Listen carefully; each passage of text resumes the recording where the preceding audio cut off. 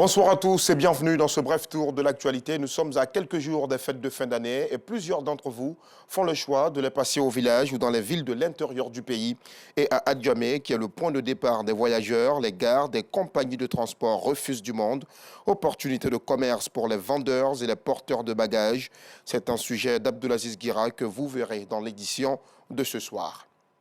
Les grossesses en milieu scolaire, le phénomène des congés anticipés et bien d'autres fléaux qui minent l'éducation nationale étaient au centre d'une sensibilisation au lycée moderne 3 d'Agboville dans la région de Lagné-Bitiassa. La plateforme nationale des COJES de Côte d'Ivoire met l'accent sur un parcours sans tâche et invite les élèves à s'éloigner des vices qui pourraient nuire à leur formation. Cette sensibilisation s'est faite en présence du préfet de région, des parents d'élèves et des enseignants. Georges Tido Fofana. Lycée moderne 3 d'Agboville, région de Lagné-Bitiassa.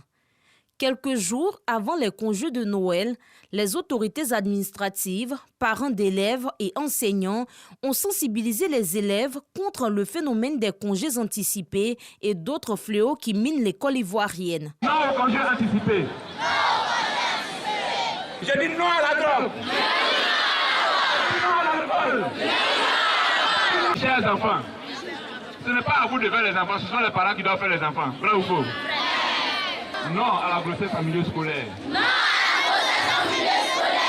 Cette rencontre, initiée par la plateforme nationale des COJES de Côte d'Ivoire, s'inscrit dans le cadre de la lutte contre les violences en milieu scolaire. Chers parents d'élèves, c'est vrai, nos enfants qui anticipent les congés, ils sont en faute, c'est vrai. Mais nous, parents d'élèves, qu'est-ce que nous faisons?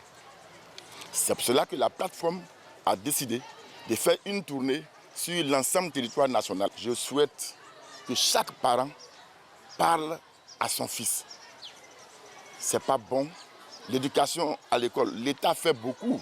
Des messages bien perçus par les élèves qui se sont engagés au respect des règles de l'établissement. J'ai retenu qu'il faut dire non aux grossesses en milieu scolaire parce que principalement ça touche les filles et il ne faut pas se laisser embobiner par les garçons parce que de toute manière, c'est nous qui en souffrons le plus. Et au sujet des drogues et de l'alcool, déjà ça porte atteinte à la santé et aussi ça perturbe la vie parce qu'une fois qu'on est accro, il est difficile de s'en décrocher et puis au fil du temps, ça développe des maladies et après un moment, on n'arrive même plus à se concentrer sur soi-même. Les congés anticipés ne nous arrangent pas. Quand nous sommes là, nous venons gréver, nous ne pensons pas à nos frères qui sont en classe d'examen. Parce que quand le ministère de l'Éducation fixe son tableau scolaire, ils ne tiennent pas compte des grèves qui vont se tenir. Avant cette rencontre, le président du COJES national a visité certaines salles de classe pour s'enquérir des conditions de travail des élèves et enseignants. La plateforme nationale des COJES de Côte d'Ivoire entend poursuivre cette campagne de sensibilisation dans plusieurs régions du pays. À Abobo également, c'est à l'excellence que les élèves ont été invités ce mercredi. À quelques jours du départ en congé de Noël, les élèves de l'école primaire publique Oufouette-Boigny sont appelés à respecter leurs maîtres, à s'éloigner de toute initiative visant à perturber les cours et le calendrier scolaire. Les meilleurs élèves de l'école ont d'ailleurs été récompensés, comme vous le verrez dans le reportage que nous propose ce soir Yacouba Koulibaly. Et puis, vous devrez vous habituer à la voir sur les routes ivoiriennes. Cette nouvelle unité de la police nationale ivoirienne a été lancée officiellement ce mardi.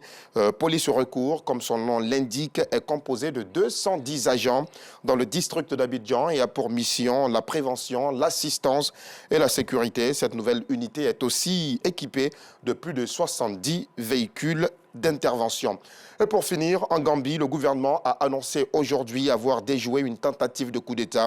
Certains soldats de l'armée gambienne complotaient pour renverser le gouvernement démocratiquement élu du président Adama Barrow. Le haut commandement des forces armées gambiennes a rapidement monté une opération militaire hier et a arrêté 4 soldats liés à cette supposée tentative de coup d'État, indique un communiqué du porte-parole du gouvernement et conseiller présidentiel.